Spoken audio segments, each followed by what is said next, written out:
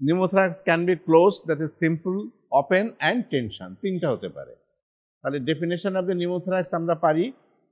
R pneumothorax may be simple, that is the close pneumothorax হতে পারে, may be open হতে পারে, and may be tension pneumothorax. এই সমস্ত কোশ্চেনগুলো ফ্রিকোয়েন্টলি কিন্তু তোমাদেরকে ফেস করতে হবে। What is tension pneumothorax, what is close pneumothorax, what is open নিউমোথ্রাক্স।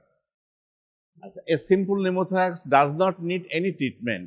যদি অল্প পরিমাণ বাতাস তোমার দেখেছো যে চেস্টে পেয়েছো, তো এটা পেশেন্ট একটু পেন ফিল করে, একটু ফুসফুস করে কাশি হতে পারে, এগুলোর জন্য কোনো ভিগোরিয়াস ট্রিটমেন্টের দরকার নেই।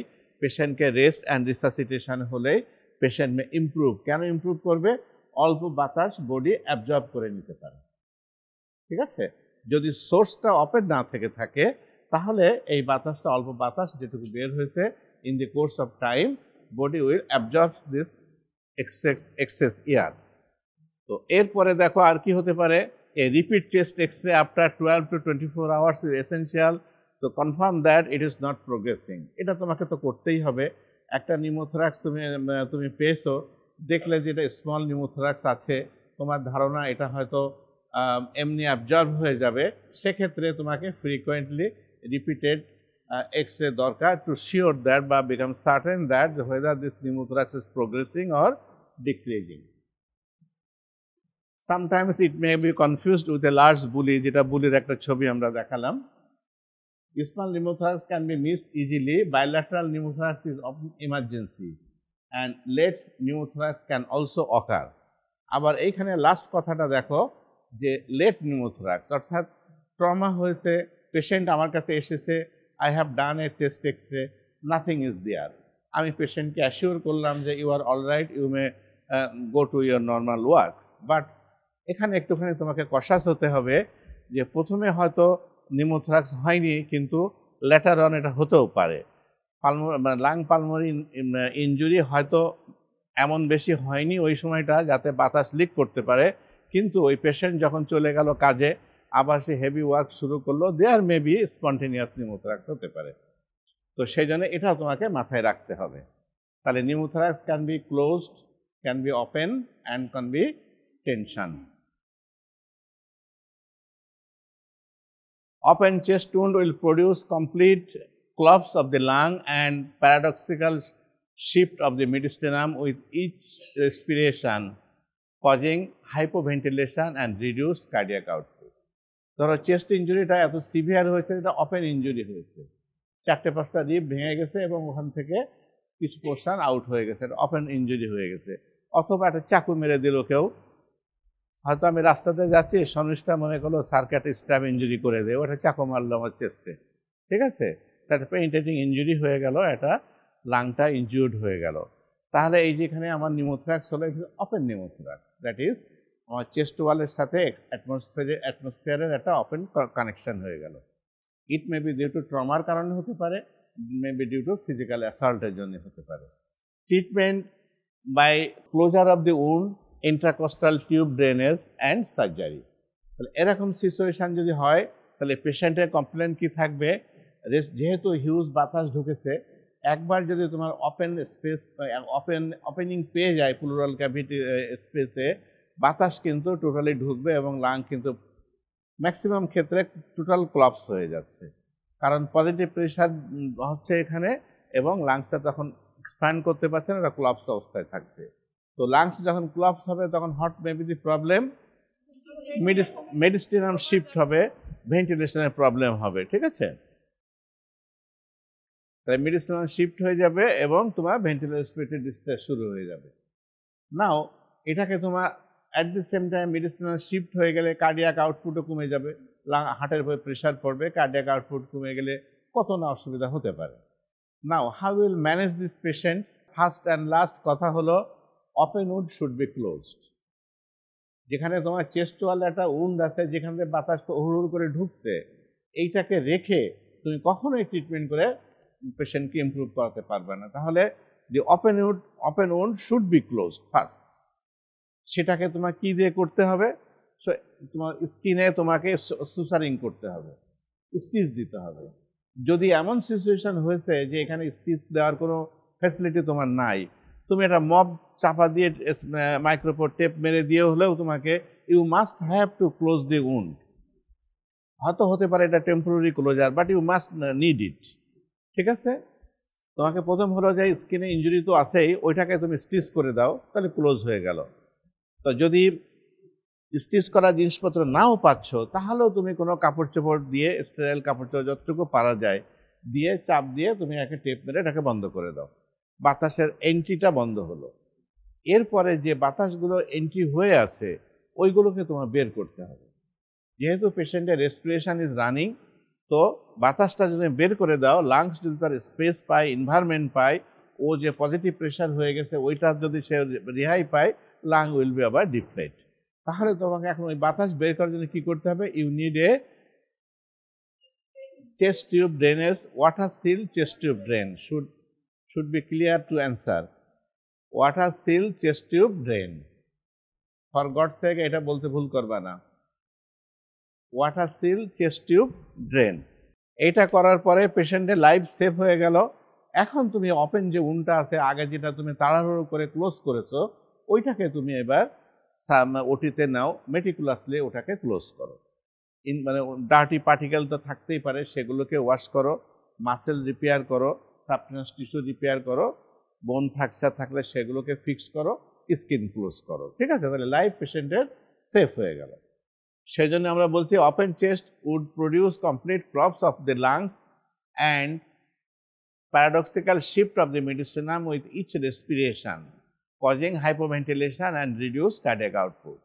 Treatment by closure of the wound, intercostal tube drainage and surgery.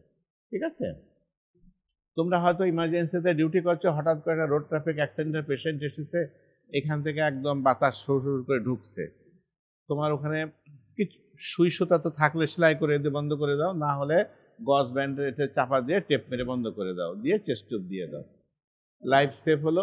Then patient send to the OT and they will do the definitive operative procedure. হ্যাঁ, রিফ্র্যাকচার না হলে তো আর ওখানে বাতাস ঢুকছে না।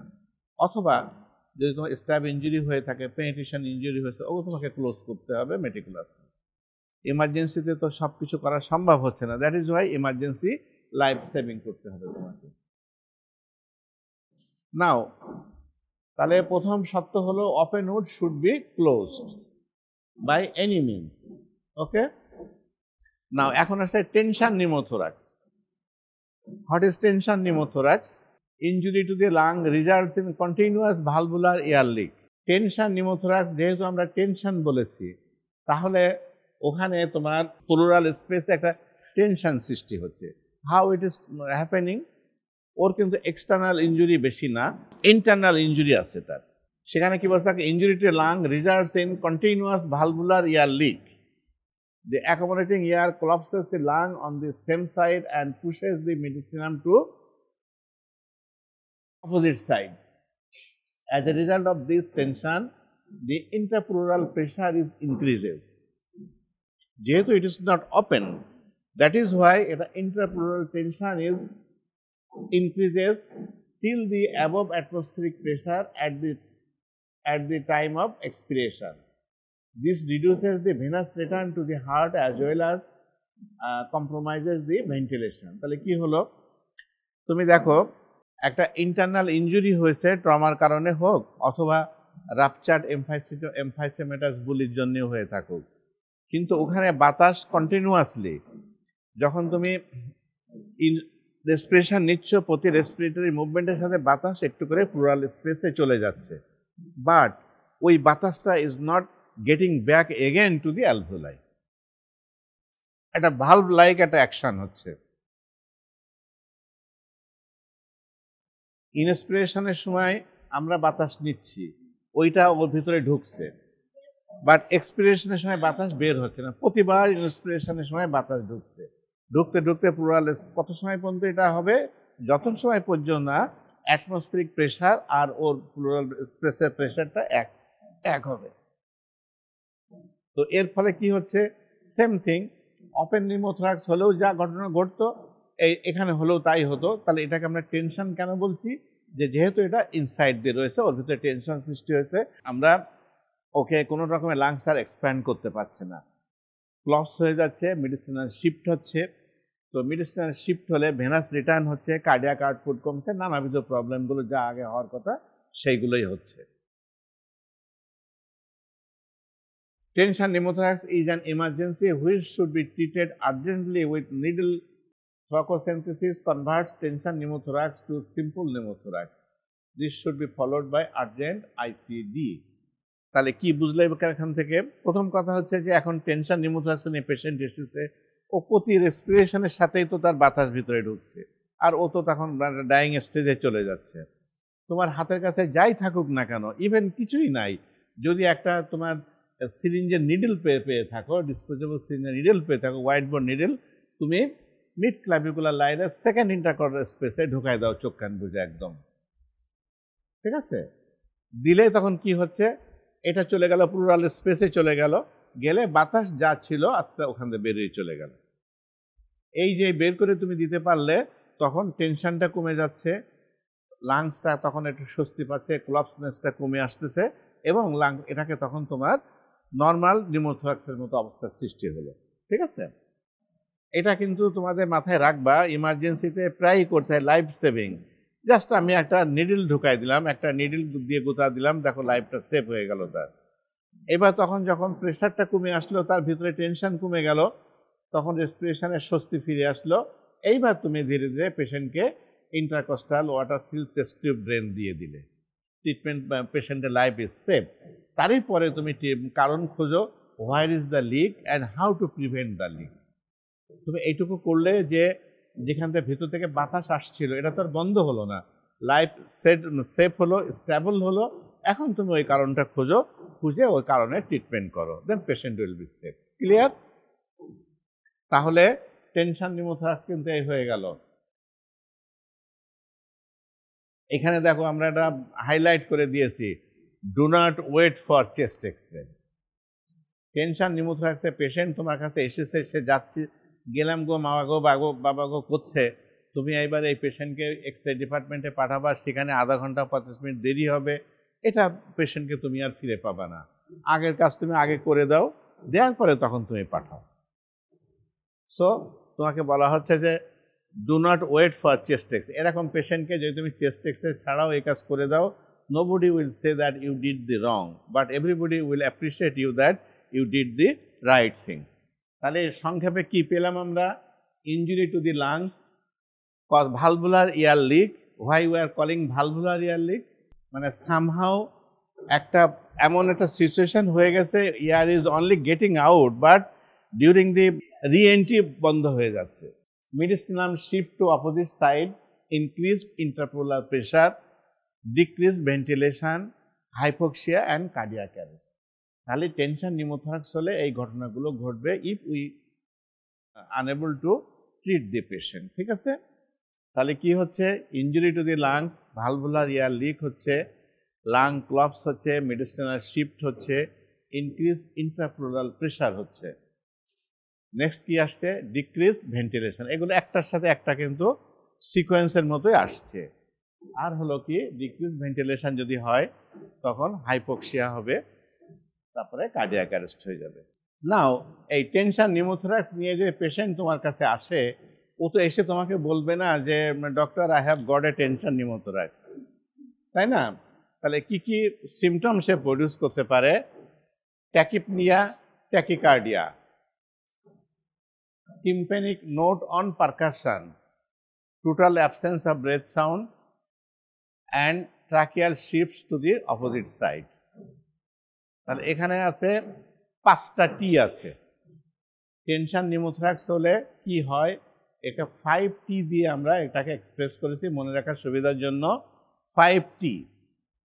ট্যাকিপনিয়া, ট্যাকিপনিয়া মানে কি? ট্যাকিকার্ডিয়া, তারপরে টিম্প্যানিক নোট অন পারকারশন, ঢোলের মতো বাজবে, ঢোলের মতো শব্দ হবে, বাতাস আছে যেহেতু। Total absence of breath sound, breath sound দেখবে অসকালটেশন করে দেখো ব্রেথ সাউন্ড নাই। আর কি পাবা? ট্র্যাকিয়াল শিফট, এখানে দেখো ট্র্যাকিয়াল শিফট হয়েছে। তাহলে 5টা টি মনে রাখার জন্য 5T, ঠিক আছে? 5টা টি দিয়ে অবজার্ভ 5টি, ট্যাকিপনিয়া, ট্যাকিকার্ডিয়া, তারপরে tympanic note, total absence of breath sound and tracheal shift. মনে থাকবে? তাহলে টেনশন নিউমোথোরাক্সে সাইন সিমটম কি পাবা বলতে জিজ্ঞাসা করলে বলতে পারবা 5টা টি কিন্তু, হ্যাঁ 5টি। In case of tension pneumothorax, diagnose immediately. Do not wait for chest X-ray. Thoracosynthesis in second intercostal space, mid-clavicular line, then follow the intercostal chest tube drain. ঠিক আছে? এটা হচ্ছে ট্রিটমেন্টের সংক্ষিপ্ত। তোমাকে ক্লিনিক্যালি ডায়াগনোসিস করো, এক্স-রে জন্য ওয়েট করো না, সেকেন্ড ইন্টারকস্টাল স্পেস এন্ডিয়াল ইনসার্ট করো, দেন ইন্টারকস্টাল চেস্ট টিউব ড্রেন দাও। এটাই হয়ে গেল তোমার treatment. Now, hemothorax. Another important thing is hemothorax. When due to chest trauma, when air may get the place in the pleural space, blood also get the space in the pleural cavity. So, may be missed in chest X-ray in the supine position and results from injury to internal mammary artery, intercostal artery and vascular lung adhesions. তাহলে হেমোথোরাক্সটা অনেক সময় আমরা যদি পেশেন্টকে শুয়ায় x-ray করি, chest x-ray পিএভিউ যখনই তোমরা লিখবা অলওয়েজ সার্টেন শিওর করবা যে রেডিওলজিস্ট বা রেডিওগ্রাফার যেন এটাকে দাঁড়ায় এক্সরে করে। Chest X-ray always should have to done in the standing position. যদি এটা সুপাইন পজিশনে হয় তাহলে অনেক সময় আমরা মিস করতে পারি। আর এই যে হেমোথোরাক্স মানে ডেফিনেশনে বলছি কি blood in the pleural cavity is called haemothorax. From what are the sources of this blood? Blood আসতে পারে কি result from the injury to the mammary artery, internal mammary artery থেকে আসতে পারে, ইন্টারকস্টাল আর্টারি থেকেও আসতে পারে, আর আসতে পারে কি ভাস্কুলার লাং অ্যাডিশন, লাংসের সাথে অন্য কোনো ভেসেলের অ্যাডিশন ছিল সেখান থেকে আসতে পারে। তাহলে কজ হচ্ছে ট্রমা। সেই ট্রমার কারণে যদি ইন্টারনাল মেমারি আর্টারি ইনজুরি হয়, ইন্টারকস্টাল আর্টারি ইনজুরি হয়, অথবা তোমার লাংসের কোথাও অ্যাডিশন ছিল সেটা ছুটে যায়, তাহলে আমরা ব্লাড পেতে পারি। দেখো, হিয়ার ইজ এ পিকচার। এখানে আমরা কি পেয়েছি কিছু দেখা যাচ্ছে? লাংসের সব সাদা হয়ে গেছে। আর এপাশে দেখো লাংস আছে, এখানে এটা একটা লাংস দিয়ে ও তার রেসপিরেশন চলছে। এই টোটাল লাংস ক্লপস হয়ে ওখানে তোমার ব্লাড অ্যাকুমুলেটেড হয়ে যার পর একটা হেজি অ্যাপিয়ারেন্স এসে গেছে। রাইট সাইডের হেমোথোরাক্স। এখানে দেখো তোমার বাইল্যাটারাল হেমোথোরাক্স, এখানেও আছে এপাশেও আছে, বাইল্যাটারাল হয়েছে। এখন সাইন কি কি হবে? ক্লাসিক্যাল সাইন্স আর রিডিউস চেস্ট এক্সপ্যানশন। এই ধরনের পেশেন্টকে তুমি প্রথমে একটা হিস্ট্রি, তুমি আমার একটা হিস্ট্রি পেয়েছো, হিস্ট্রির পরে তুমি এখন দেখছো যে এটা চেস্ট এক্সপ্যানশনটা হচ্ছে না অন দি অ্যাফেক্টেড সাইডে, কিংবা কেউ আমাকে রাস্তায় চাকু মেরে দিয়েছে, আমাকে তোমাদের কাছে নিয়ে এসেছে, তোমরা দেখলে যে একটা ছিদ্র আছে লেফট চেস্টে, এবং আমি যখন রেসপিরেশন নিচ্ছি লেফট চেস্টটা মুভমেন্ট করছে না। ঠিক আছে, তাহলে এটা হলো প্রথম সাইন। তাহলে ও মুভমেন্ট করবে, রক্তে তো ভরে আছে, তা মুভ করতে পারছে না। তাহলে reduce chest expansion, dullness to percussion and absent breath sound on the affected side. তাহলে ইন্সপেকশনে দেখলে যে চেস্ট মুভমেন্ট নাই, তুমি পারকাশ করতে গেলে ডাল পাচ্ছ, ঠিক আছে, আর কি পাচ্ছ? ব্রেথ সাউন্ড অন অ্যাফেক্টেড সাইডে অ্যাবসেন্ট পাচ্ছ, ঠিক আছে। তাই এই তিনটা সাইন পাইলে, এবং ট্রিটমেন্টকে treated by intercostal chest tube drain insertion. এবং ওখানেও একই কথা, তুমি এই পেশেন্টকে যদি খুব বেশি রেসপিরেটরি ডিস্ট্রেস না থাকে, for the diagnosis you may have the option to give a chest x-ray. Tension নিউমোথ্রাক্সের ক্ষেত্রে যেমন আমরা বলেছি যে don't wait for chest x-ray, but এখানে আমরা বলছি তুমি পেশেন্ট যদি একটু স্টেবল হয়ে থাকে তুমি তাকে চেস্ট এক্সরে করাও। চেস্ট এক্সরে করলে তুমি পেয়ে যাচ্ছ। ফিজিক্যাল এক্সামিন করো, দেখবা যে অ্যাফেক্টেড সাইডে চেস্ট মুভমেন্ট নেই, তারপরে তোমার ডাল হচ্ছে, পারকাশনে ডাল হচ্ছে, এবং তোমাকে ব্রেথ সাউন্ড অ্যাবসেন্ট হচ্ছে। এই ধরনের পেশেন্টকে একটা water seal chest tube drain দাও, পেশেন্ট ড্রামাটিক্যালি ইমপ্রুভ করবে। And if bleeding continuous or fissures of shock develop, thoracotomy has to be considered. The bleeding may be delayed or may occur after several days. আচ্ছা, এখন এবার তুমি chest tube ড্রেনটা দিবা কোন স্পেসে দিবা? একটা there is a space in the axillary region, that is a triangle of safety বলা হয়। ওর একটা বাউন্ডারি আছে, আমি পড়াবো তখন জানবা। এর সামনে হচ্ছে তোমার পেক্টোরালিস মেজর মাসেলের ল্যাটারাল বর্ডার আছে, তারপর এখানে রিপসের কথা সম্ভবত বোধহয় ফোর্থ রিপ আর ফিফথ রিপের আপার বর্ডার, ঠিক আছে। আর হচ্ছে তোমার অ্যাপেক্স অফ দি অ্যাক্সিলা, এরকম একটা ভাগ আছে। এই জায়গাটাকে বলা হয় ট্রায়াঙ্গেল অফ সেফটি। ওখানে তোমাকে ইউজুয়ালি তোমার সেকেন্ড আর থার্ড ইন্টারকস্টাল স্পেসে তুমি ইনসার্ট করবা, ঠিক আছে। বাট ইন ট্রায়াঙ্গেল অফ সেফটিতে, এর বাইরেও তুমি দিতে পারো, কিন্তু ট্রায়াঙ্গেল অফ সেফটি যেহেতু বলে দেওয়া হয়েছে, তুমি ওখানে একটু বুক ফুলায় তুমি দিতে পারো যে ঠিক আছে আমি টিউব দিলাম, ভিতরে কাউকে জখম করলো না। যখনই তুমি চেস্ট টিউব দিয়ে দিলে তখন কি হবে, ব্লাড যেহেতু ব্লাডটা আন্ডার প্রেসারে আছে, ও হুড় করে বাইরে বেরিয়ে আসবে, ওই টিউব দিয়ে বেরিয়ে আসবে। যত ব্লাড বেরিয়ে আসবে তত লাংসটার মানে ডিপ্লেটেড লাংস ইনফ্লেশন হতে থাকবে, লাং এক্সপ্যান্ড করতে থাকবে। অ্যাট প্রেজেন্ট তুমি দেখবা যে যখন রেসপিরেশনটাও দেখলে বুঝতে পারবা যে চেস্ট মুভমেন্টটা আস্তে আস্তে বাড়ছে, ফিজিক্যাল ফাইন্ডিংসগুলো ইমপ্রুভ করছে।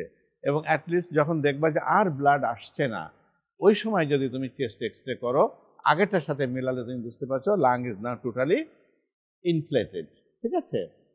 তো ওই স্টেজে এসে তোমাকে বুঝলে যে তুমি ব্লাড আর ভিতরে নাই, তো ওই অবস্থায় তুমি কয়েকদিন রাখলে স্পন্টিনিয়াসলি এটা হিল করে যাবে, গেলে patient will B all right, এবং চেস্ট টিউবটা তুমি খুলে দিবে 3, 4 or 5 to 7 ডেজের মধ্যে।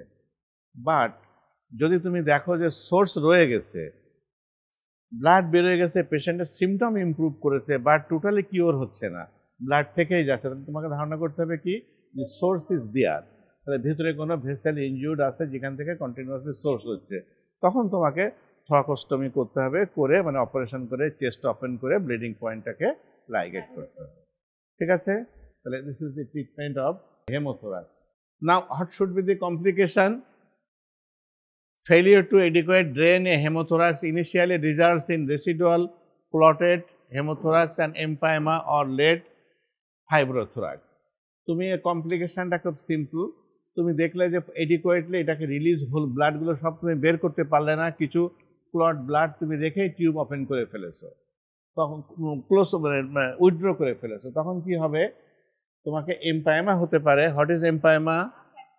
পাস হয়ে যেতে, ওই যে রেসিডুয়াল ব্লাডগুলো আছে ওগুলো পাস হয়ে এমপাইমা হয়ে যেতে পারে, অর লেট ফাইব্রোথ্রাক্স হতে, ওগুলো ফাইব্রোসিস হয়ে লাংসের ওই জায়গাটা পার্মানেন্টলি ক্লপস করে ফেলতে পারে, প্লুরাল স্পেসটা একদম ফাইব্রোথ্রাক্স হয়ে যেতে পারে, এটা কমপ্লিকেশন।